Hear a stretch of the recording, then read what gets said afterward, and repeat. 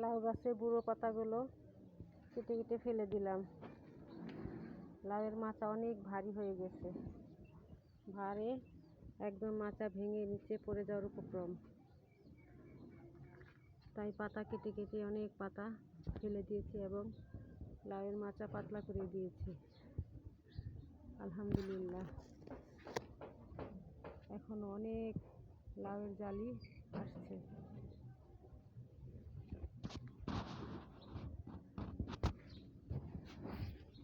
আমি এই লাউ গাছে যে লাউয়ের পাতাগুলো বাড়তি পাতা এগুলো কেটে কেটে এই বালতির মধ্যে ভিজিয়ে রাখি।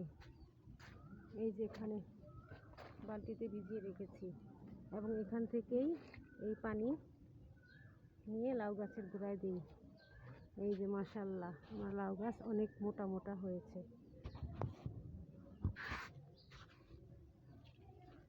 এবং প্রচুর জালি আবার আসছে।